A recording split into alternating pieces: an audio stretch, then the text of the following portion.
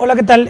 Bienvenidos a otro programa de Plaza de Armas, aquí por Capital 21. Les recuerdo nuestro correo electrónico, plazadearmasc21@gmail.com, y nuestra página electrónica www.plazadearmas.tv. Bueno, el programa de hoy vamos a dedicarlo otra vez a conocer las evocaciones requeridas de nuestro invitado. No es la primera vez que nos acompaña, ya nos ha honrado en otras ocasiones, pero ha estado en programas de debate, pero ahora vamos a dedicarlo exclusivamente a él para conocer igual que los otros programas, su trayectoria, su biografía, su formación, sus convicciones ideológicas, para desde otro ángulo también entender un poco la historia del país. Se trata del licenciado Manuel Bartlett Díaz. Hola, licenciado. ¿Qué tal? Muchas gracias. Gracias por estar con nosotros otra vez. Encantado, muchas gracias. Bueno, pues vamos a hablar pues de la vida del licenciado Manuel Bartlett. Como ya les he dicho en otras ocasiones, este es un programa por internet y no todos conocen la trayectoria de los invitados, porque todos son nacionales. Evidentemente que en México sí, pero Manuel Bartlett Díaz nació el 23 de febrero de 1936 en la ciudad de Puebla y es licenciado en Derecho por la Universidad Nacional Autónoma de México, y después tiene ya estudios de posgrado en varios países. Quedémonos con esto, licenciado, para iniciar y que usted nos empiece a contar su trayectoria, su vida. Fíjate que cuando doy conferencias o pláticas y van a presentar mi currículum, yo les pido que no lo hagan muy detallado, porque entonces nos vamos a 1492, cuando inicié mi carrera en la Facultad de Derecho, y entonces ya se pierde la atención. Ajá. Pero en fin, platicamos de lo que tú quieras. No, claro, sí, ¿no? Pero es muy interesante conocer sus decisiones y cuéntanos su formación, sus principales corrientes e influencias intelectuales, sus influencias ideológicas. Bueno, mira, yo soy hijo de un abogado, Manuel Bartlett Bautista, que estuvo de muy joven en una de las etapas de la Revolución tabasqueño. Tuvo participaciones de este tipo, inclusive reconocimientos revolucionarios. Fue político local. Posteriormente se incorpora en México a la judicatura y es juez de distrito muchos años en Veracruz, en el Estado de México, en Puebla, y ahí nazco yo, siendo el juez de distrito. Después él, de un largo periodo de juez, aspira a ser gobernador de su estado, Tabasco, y termina en la Suprema Corte de Justicia. Fue ministro de la Suprema Corte de Justicia 12 años. Su vida fue, obviamente, soy parte de su vida política, de su vida pública, de tal manera que en mi casa siempre hubo visitantes políticos y temas políticos legales, jurídicos. Ahí me formo inicialmente con mi padre, ¿no? Sus valores, su visión, su vinculación con el movimiento revolucionario, su posición ideológica. Él, como juez de distrito, aquí de juez de distrito en materia administrativa en México, de regreso después de Puebla, le toca negarle el amparo a las empresas petroleras. Ajá. Contra cuando se nacionaliza, cuando se expropia. Da mi padre el fallo, lo ratifica el pleno de la Corte e inmediatamente Cárdenas expropia.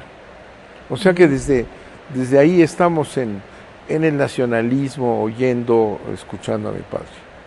Obviamente decido, casi sin decisión especial, estudiar leyes. Era natural. Era natural, una línea normal. Pero ¿fue gobernador al final su padre? Mi padre llegó a ser gobernador. Sí. Después de 12 años en la Suprema Corte, no fue gobernador en un primer ensayo, pero en lugar de gobernador llega a la Suprema Corte. Luego sí llega de gobernador de Tabasco, que le va mal, no termina su periodo, tiene una serie de conflictos y no termina su periodo. yo me recibo de abogado. Si podemos decir qué influencias tuve en la Facultad de Derecho.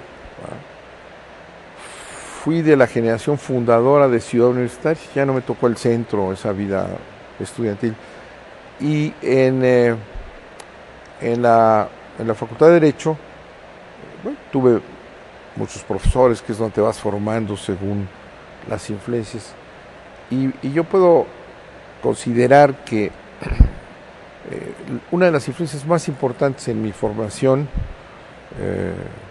que sigue pesando todavía en años después, fue Mario de la Cueva. Mario de la Cueva fue un intelectual formidable, profesor espléndido, y daba clases, daba dos materias, básicamente daba Teoría General del Estado y Derecho del Trabajo. Tiene un libro de Derecho del Trabajo espléndido. Su cátedra de Historia de las Ideas Políticas fue fascinante para mí. Tengo los apuntes todavía marcados. Los apuntes los grabó a algún compañero y los tengo. Pues, una erudición. Entonces ahí empieza mi inicio en la teoría política, en la filosofía política, ¿no? Historia de las ideas políticas, teoría del Estado, después constitucional, ¿no? Que fueron mis materias preferidas. El derecho privado, que es la madre del derecho, ¿no? No fue así mi interés principal. Te doy dos materias: teoría del Estado, historia de las ideas políticas, derecho constitucional. Cuando regreso, termino mi carrera, consigo una beca para irme a estudiar a Francia. Que esto también es importante. Fíjate la importancia que tiene la formación. La Universidad Nacional Autónoma de México. Y luego, el otro paso, también importante, yo aspiro a irme a estudiar a Francia. Bueno, mi padre, abogado, todavía en su tiempo, estudiaban algunas materias en francés, porque no había suficientes textos en materias importantes, y estudió en francés muchas materias, y ahí tenía yo los libros en francés y platicábamos de Planiol y de fulano.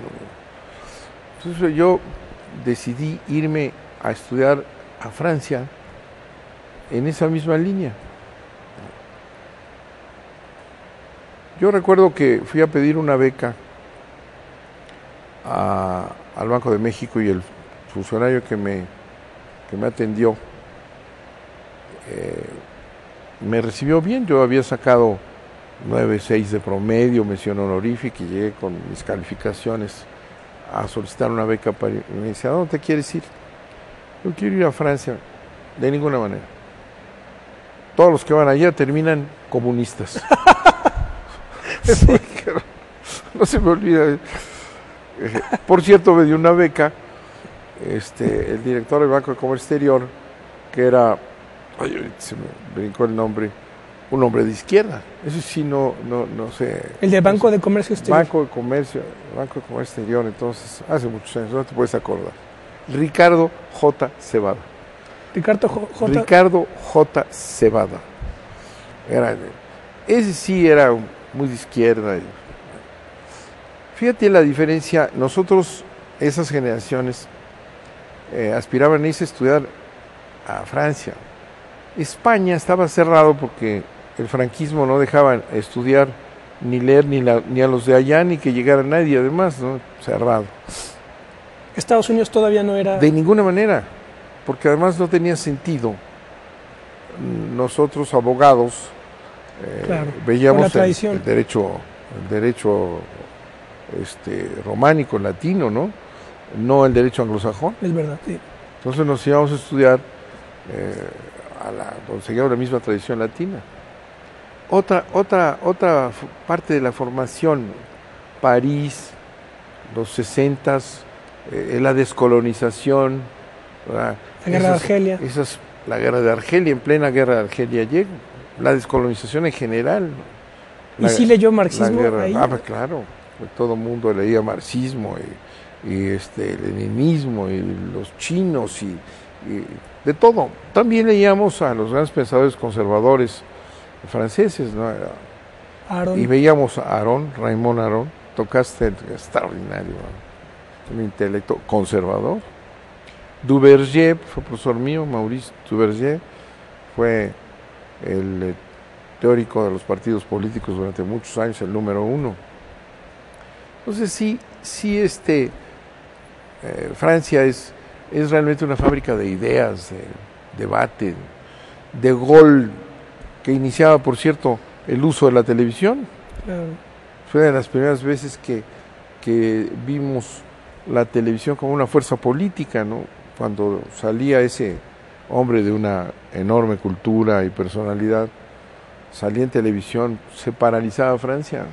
Iba a hablar el general de Gaulle desde la televisión en aquellos inicios, ¿no? Entonces, esa es mi formación. Regreso y entró. ¿Coincide en Francia con alguien? Muñoz Ledo estuvo también en Francia, pero no sé en qué momento. Bueno, Muñoz Ledo estuvo exactamente un año antes que yo. Correcto. Digo, el final de él.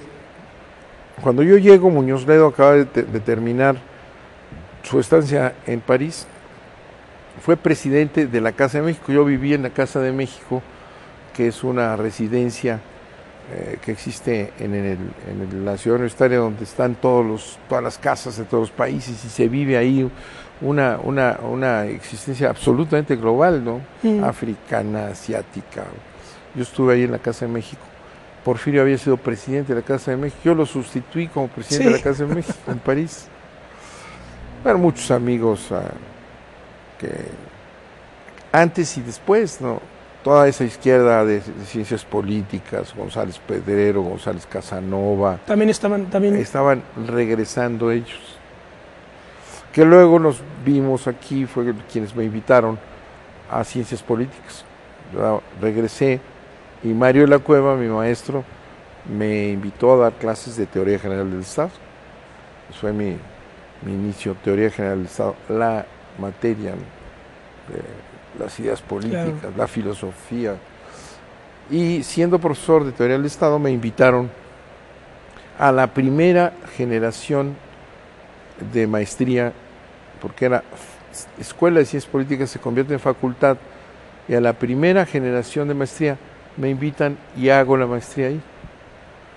De manera que ahí puedes ver cuáles son los pasos, las veredas de la formación política. ¿Y después qué pasa? ¿La militancia, la militancia cómo decide entrar? ¿Entra usted al PRI, también cercano a Carlos Madrazo? No, yo regreso y entro desde mi regreso de París, entro a trabajar a la Secretaría de Hacienda. Me invitan a trabajar a la Secretaría de Hacienda, mi primer trabajo, en una área especial. Se iba a crear el seguro agrícola para asegurar cosechas, ganado, etcétera. Y me invitan como secretario técnico de esa comisión. Trabajamos ahí en la Secretaría de Hacienda la materia esta complicada, técnica de seguros y cuestiones matemáticas y cálculos actuariales.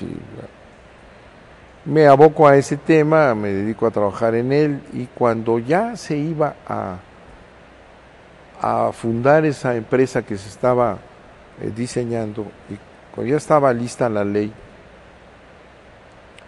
me dan indicaciones en la Secretaría de Hacienda de informar al nuevo director, al que iba a ser director de esa gran aseguradora nacional agrícola y ganadera, que fue muy importante.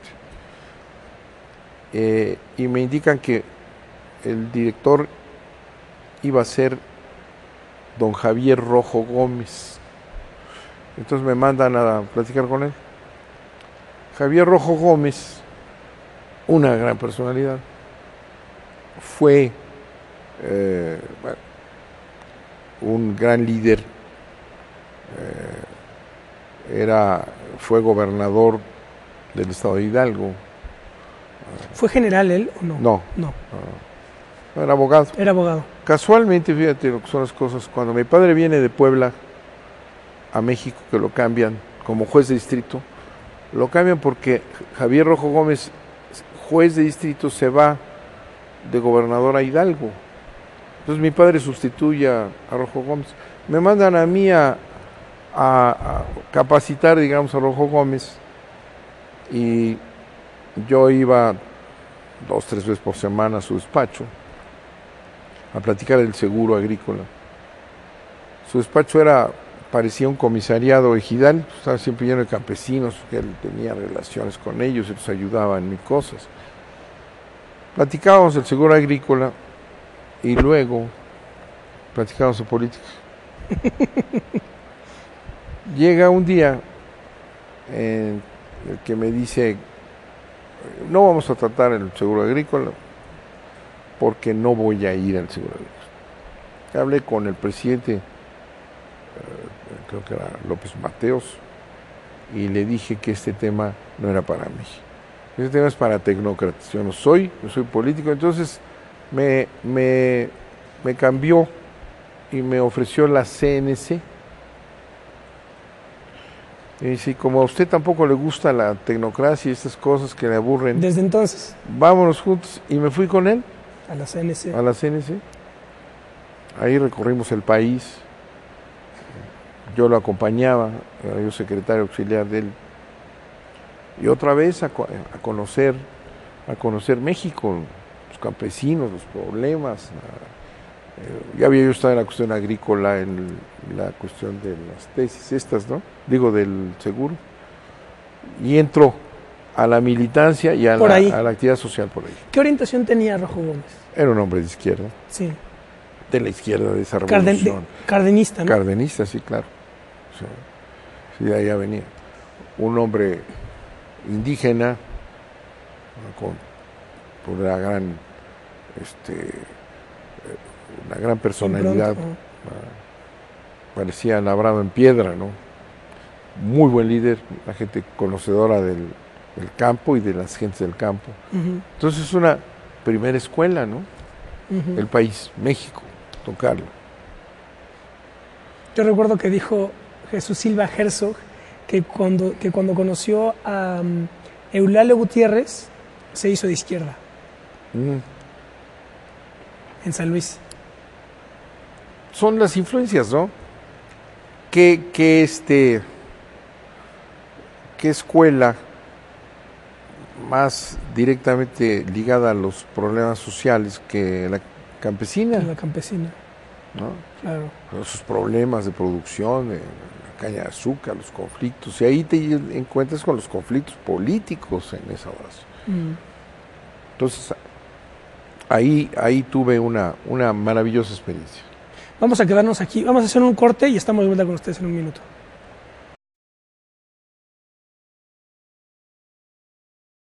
Bueno, ya estamos de vuelta, esto es Plaza de Armas, estamos conversando con don Manuel Bartlett Díaz, evocando un poco su vida, su trayectoria, para poder saber por qué defiende y por qué dice lo que dice el día de hoy. Nos quedamos entonces con que usted se incorpora al lado de Javier Rojo Gómez en toda la parte campesina del PRI. ¿Qué pasa después?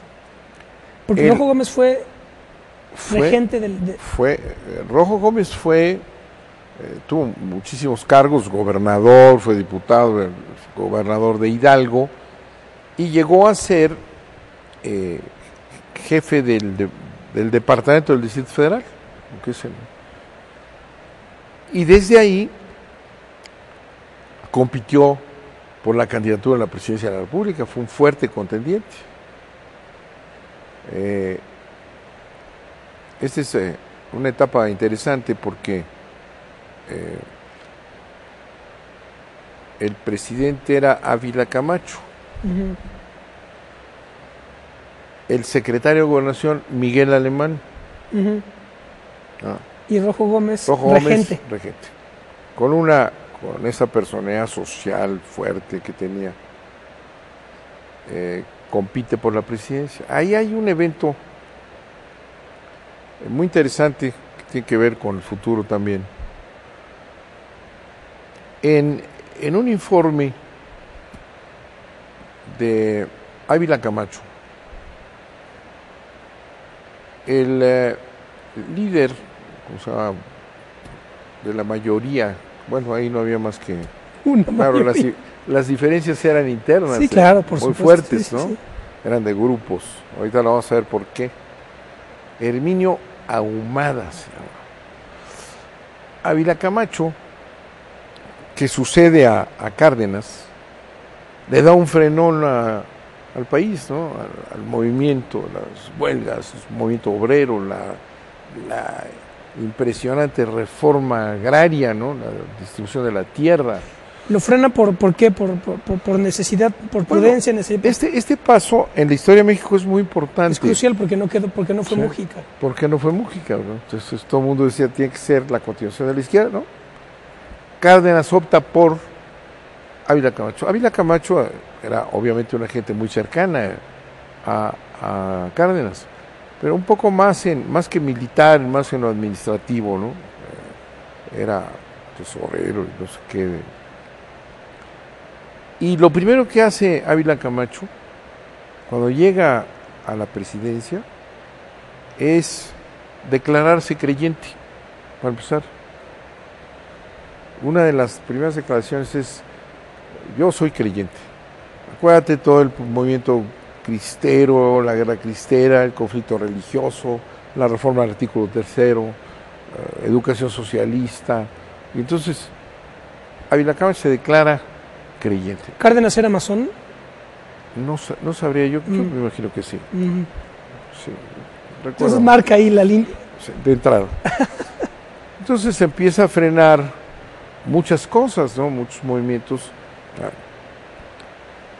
Cuando se ha analizado este tema y se ha preguntado aquí y allá, ¿por qué Cárdenas Optó por él. opta por... que fue además una campaña difícil, no fue fácil. Fue la época de controversias internas fuertes. Se dice es que había llegado ya A su límite histórico, la revolución. a estirar mucho la cuerda y se avecinaban muchos conflictos y había que vete a saber esas decisiones que se toman, como se dice, in pectore, las conoce el que las toma, luego las puede explicar, ¿no? Como Miguel de la Madrid explica que se arrepintió de haber puesto a Salinas, pero son decisiones que mide el presidente, ¿no? Por ejemplo, uno de los temas importantes del cambio es que reforma la ley, la legislación petrolera Ávila Camacho. Y toca ahí, empieza a querer abrir la inversión extranjera después de la expropiación, que fue un golpe histórico que definió a México, sí, para el siglo XX, por muchísimos años como la gran nación que recupera su... Fue el remate de la revolución, de hecho, ¿no? Empieza a mover, empieza a bajar y a abrir. Los resquicios. Sí, claro, empieza a abrir Ávila Camacho. Entonces, en ese informe que te describía yo, ¿no? Es un informe de Ávila Camacho. Por cierto, mi padre era ministro de la Suprema Corte y me contó en la historia, además de lo que está en la historia, me la contó mi padre a mí. Sube a contestar el informe Herminio Ahumada, nombre conservador, y lo primero que hace es hablar en nombre de Dios desde la tribuna en la Cámara de Diputados, ¿no? alguna, ya no recuerdo ahorita, una mención a Dios, y Dios nos ampare, Dios nos dirige, gracias a Dios, no me acuerdo. Y entonces se arma un escándalo jacobino en las curules, empiezan a gritarle y a interpelarlo y se rompe el orden, y entonces se levanta el presidente y se va. No deja que termine Ahumada, que nunca terminó ni el escándalo, se para y se va. Y mi padre me contaba que estaba sentado él, como los poderes los ponen ahí en aquellos informes, ¿no? Entonces él estaba sentado y vio pasar como de rayo al presidente, que desapareció, se fue. ¿Quién toma la bandera? Se llama un joven diputado, Carlos Madrazo.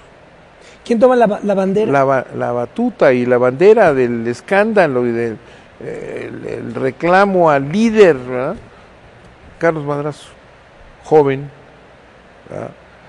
Y se suben y lo quitan de la coordinación, lo destituyen de su liderazgo a Herminio Humá, lo corren y toman el poder estos jóvenes diputados indignados por el desacato a las leyes y en la Constitución que establece la separación de la Iglesia y el Estado. ¿Cómo se invocaba a quién? ¿Qué ocurre? Que el rojogomismo toma el control de la Cámara, pero ahí estaba Alemán. Entonces, casualmente, se denuncia a Madrazo, se le denuncia por tráfico con unas tarjetas de braceros que daban. Entonces, para ir a Estados Unidos, los americanos daban pases personales y pues, para que fueran a trabajar allá y levantar las cosechas para beneficio de los Estados Unidos, ¿no? Pero la distribución la hacían los diputados, les daban a cada diputado un paquete para que fueran de braceros Estados Unidos, ¿no? Un programa, por cierto, a muchos no les han pagado todavía. ¿Qué es lo del conflicto? Lo conflicto que sí. Para poder declarar que no les pagaron. Entonces, a Madrazo lo acusan de traficar, de haber vendido para hacerle un lado o para quitarlo habían controlado el Congreso. Y lo acompaña otro personaje que se llamaba Sacramento Jofre, poblano, padre de Jofre, que fue director del Politécnico hace poco. Uh-huh. Un técnico muy destacado. Entonces toma el poder otro grupo y a la cárcel va a dar Madrazo con Sacramento Jofre. Sabía que estuvo en la cárcel.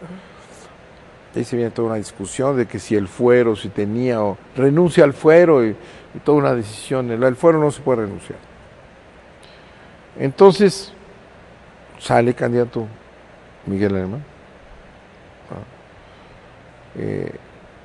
Estos son los antecedentes de Rojo Gómez posteriores, ya pasaron muchos años. Uh-huh. Es el que me invita. ¿Y quién era gobernador de Tabasco? Madrazo, que había sido toda esa cuestión fue una lucha de alemanismo contra rojogomismo, porque Madrazo y compañía eran gentes de Rojo Gómez, estaban con Rojo Gómez. Entonces el rojogomismo había tomado el control de la Cámara. Que a su vez Rojo Gómez podría considerarse como la continuidad del cardenismo frente a Ávila Camacho. Correcto. ¿No? Uh-huh. Entonces ahí se continúa Miguel Alemán. Correcto. ¿No?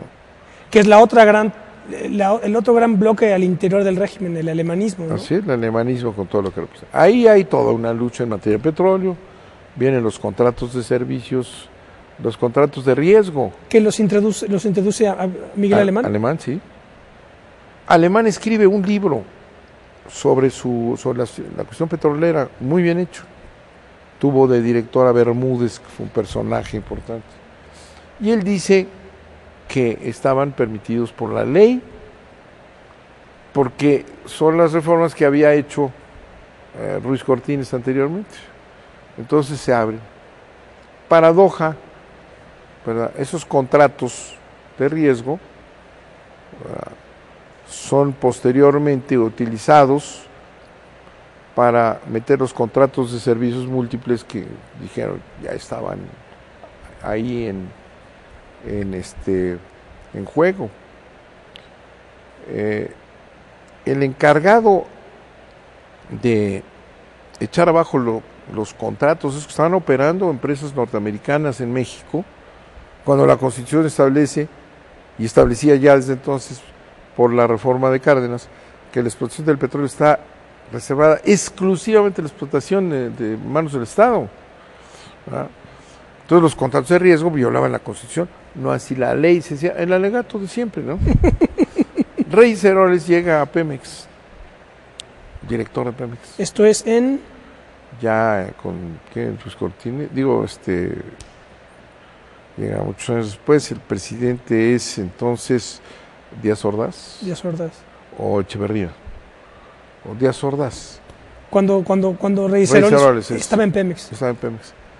Y toda una vanagloria de Reyes Heroles fue que echó abajo los contratos de riesgo, ¿no? Se hace los eliminan, los compran, liquidan a los americanos, los echan para afuera y dicen, no se puede, eso es exclusivo del Estado, están violando la Constitución. Reyes Heroles tiene un discurso importantísimo, es el paladín del nacionalismo energético, esto no puede ser, quita todo aquello que Alemán dejó, ¿verdad? Y Reyes Heroles hijo llega a Pemex para imponer lo que su padre sacó con una bandera nacionalista y lo usan, ¿verdad? Lo usan para, si Reyes Heroles considera claro, que los contratos son válidos. Fíjate lo que es la historia. Llega el hijo a destruir la obra del padre, pero eso sí con el mismo nombre, ¿no?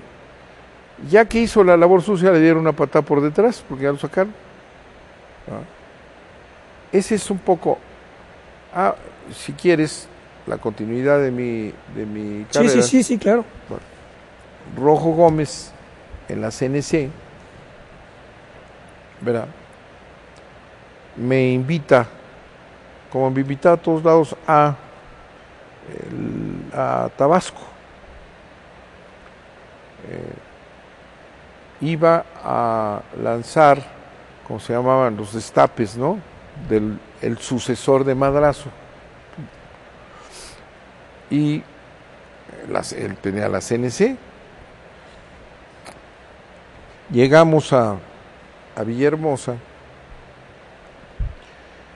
nos recibe Madrazo, o recibe a Rojo Gómez. Yo conocía muy bien a Madrazo, o él me conocía muy bien a mí también, porque siendo mi padre ministro de la Suprema Corte, era y fue siempre un candidato fuerte para ser gobernador de Tabasco. Y Madrazo, joven aspirante, visitaba a mi papá por su posición como político tabasqueño. Y ahí llegaba y pues, estaba en mi casa, yo estudiante, y ahí me conoció.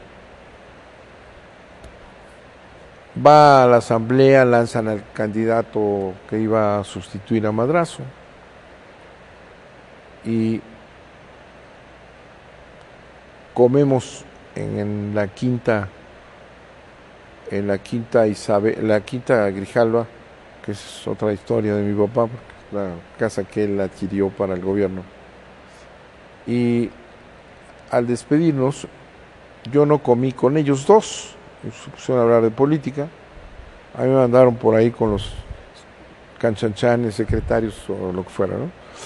Al despedirse, me dice, oiga, licenciado, me dice Madrazo, voy a ir a México, al DF, en el próximo gobierno. Lo voy a invitar a que se venga conmigo. En el vuelo de regreso me dice Rojo Gómez que Madrazo le había confiado que iba a ser jefe del departamento del DF. Madrazo. E incluso después acude a su antiguo jefe, amigo, Rojo Gómez Madrazo, para analizar los problemas del DF y todo, porque iba a ser, y habiendo sido Rojo Gómez, le dio consejos y participaron en... Viene la toma de posición, no llega al departamento. ¿Porque fue cuando murió? No llega al departamento. Y 6 días después aparece como presidente del Comité Ejecutivo Nacional del PRI. ¿Qué ocurrió ahí en ese movimiento? Él iba directo ahí y lo mandan al PRI.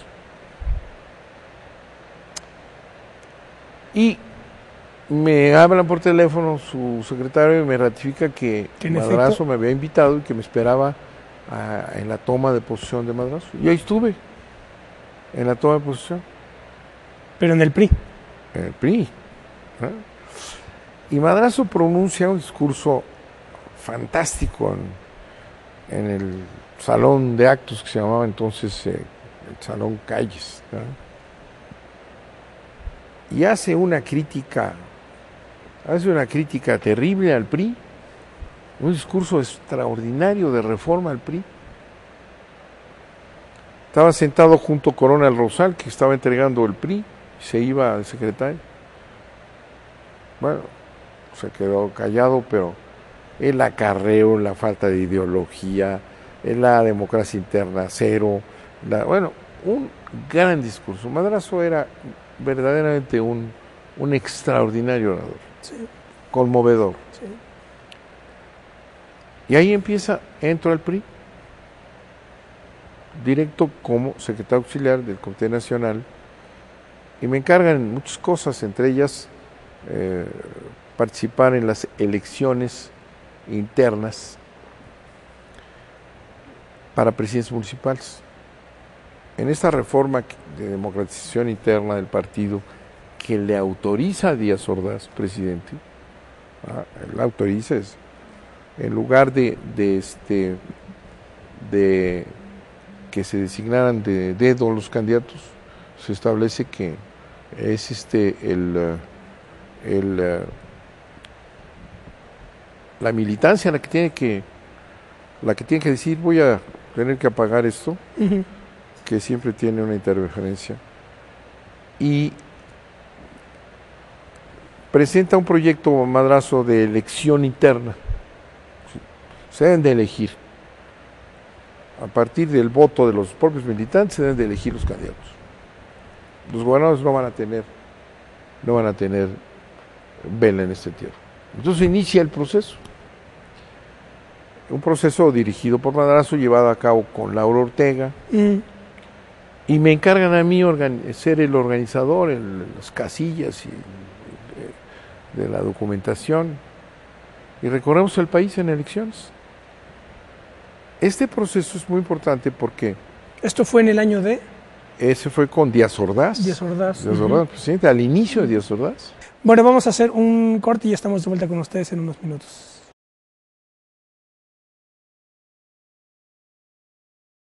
Bueno, ya estamos de vuelta, esto es Plaza de Armas, estamos en una interesantísima charla con el licenciado Manuel Bartlett Díaz, evocando su vida, y podemos advertir la densidad y la complejidad que se resume en esa vida, que por lo menos cuando se mira hoy a muchos políticos improvisados, realmente da un poco de risa, ¿verdad? Ver trayectorias como la del licenciado y lo que hoy tenemos, ¿verdad?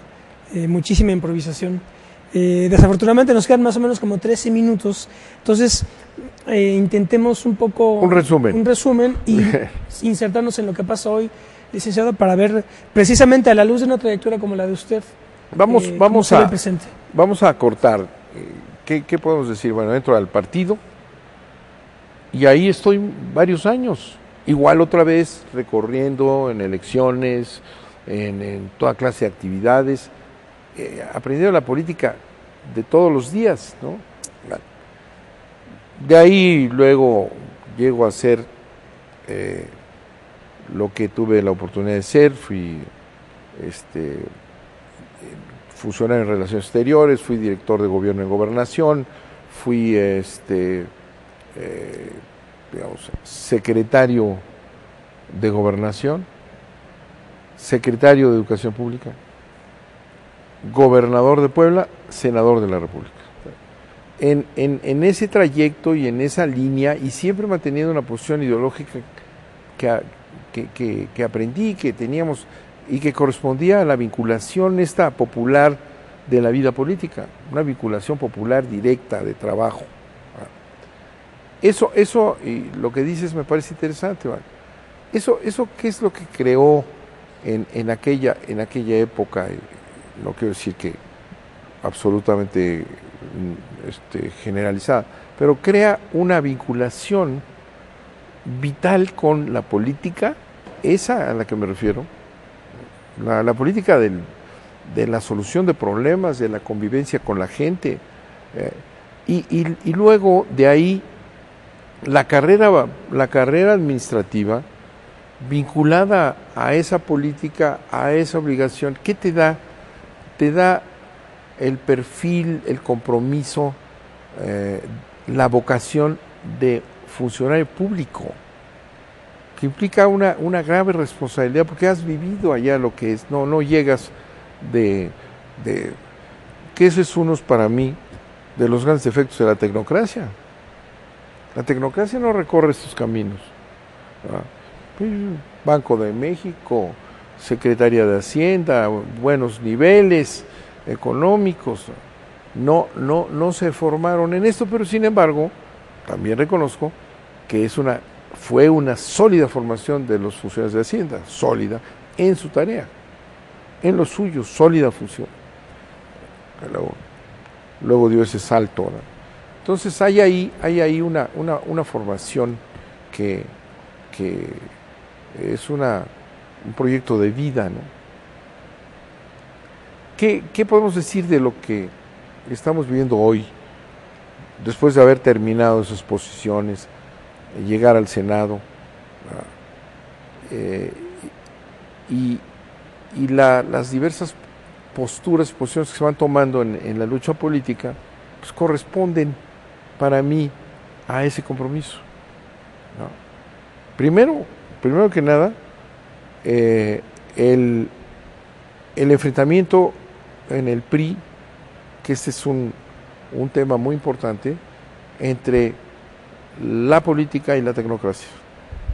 O sea, son dos visiones priistas. O sea, podemos decir que el área de la Secretaría de Hacienda mantuvo una política nacionalista, los que se formaron en ese trabajo arduo también, que venían desde abajo, eso sí se fueron a Estados Unidos. Pero y ya no leyeron a Marx, seguro. No, había ya una línea especial en esa tecnocracia. Se viene una disputa en el prismo, en estructura, entre los políticos y los tecnócratas, sí.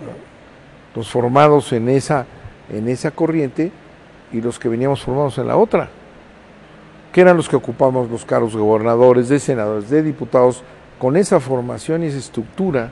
Y un poco de entre disciplinas, abogados contra economistas, un poco, ¿no? Sí. Más o menos. Y ingenieros y lo que tú quieras, ¿verdad? Pero sobre todo el trabajo en la base. Si no se podía suponer un gobernador salido del Banco de México, eso era, no había entrada, los técnicos tenían que quedarse en el área financiera, una desconfianza, ustedes aquí, ¿verdad? Y la política acá.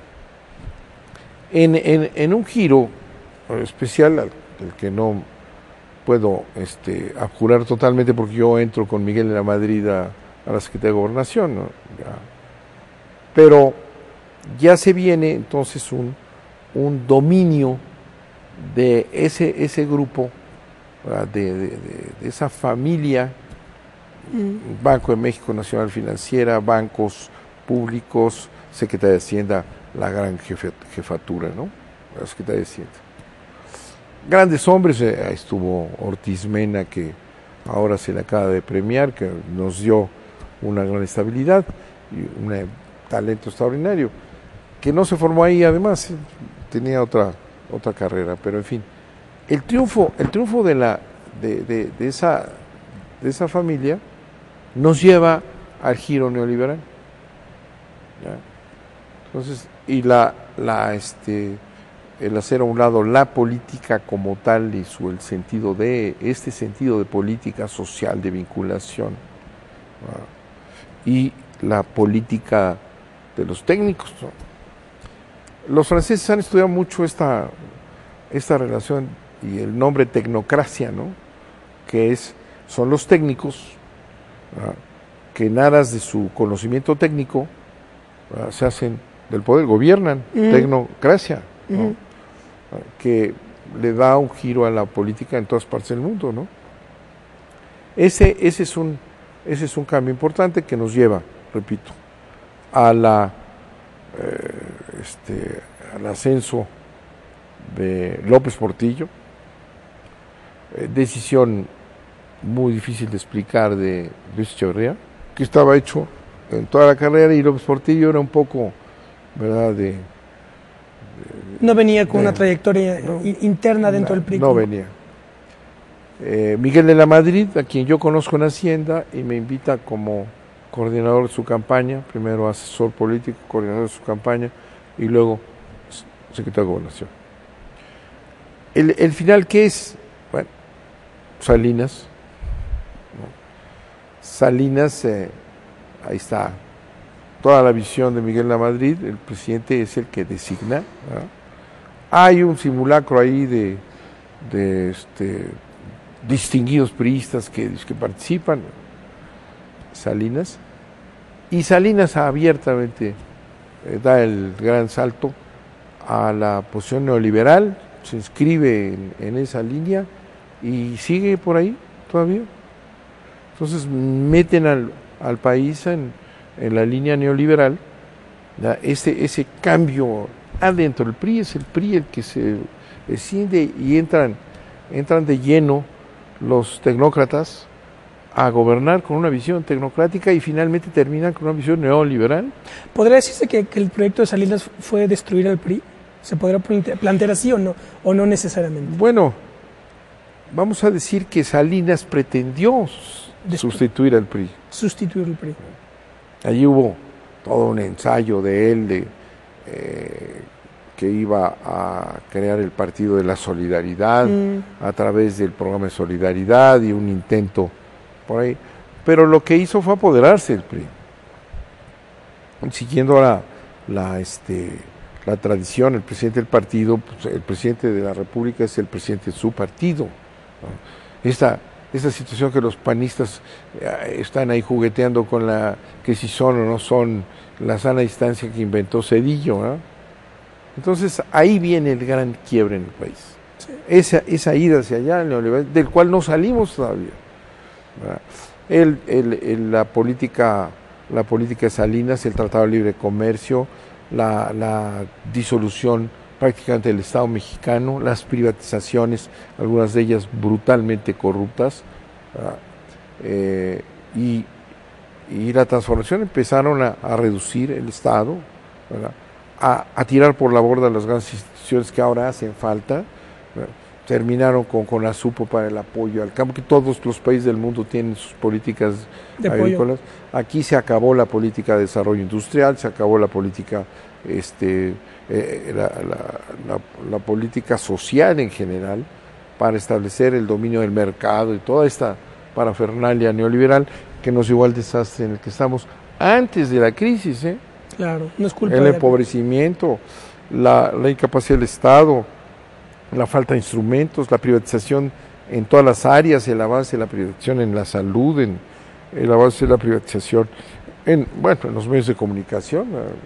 Entregaron Imevisión, que nos costó tanto trabajo crear, a ellos mismos, ¿verdad? Claro. Ahí aparece el hermano de Salinas, de Salinas de Gortari, metido con Salinas Priego. Claro. Licenciado, nos quedan 2 minutos, le quiero hacer una última pregunta. Es una pena que no más hayamos tenido 1 hora. ¿Cuál es la diferencia entre, con toda esta formación que tiene y esta trayectoria tan fascinante, cuál es la diferencia entre un político mediocre y un estadista? Digo, es muy poco tiempo para responder, bueno. Pero bueno. Bueno, es que el político tiene que llegar a ser estadista, ¿no? El político puede estar a diversos niveles, ¿verdad? Pero la visión de la política que describo, ¿no? Que te lleva a conocer necesidades populares, sociales, y la visión del manejo de un Estado te lleva al nivel de estadista, ¿no? que requiere muchas cosas, ¿no?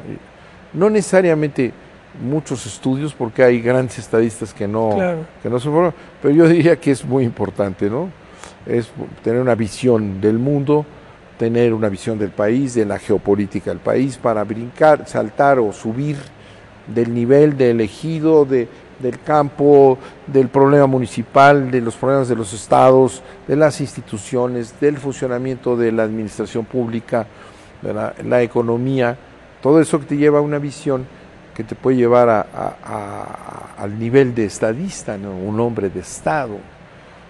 No nada más como general de ejército. No por estar sentado ahí eres un hombre de Estado, claro, ¿verdad? Claro. Sino un hombre de Estado es el que conoce el Estado, el que tiene una visión del mundo.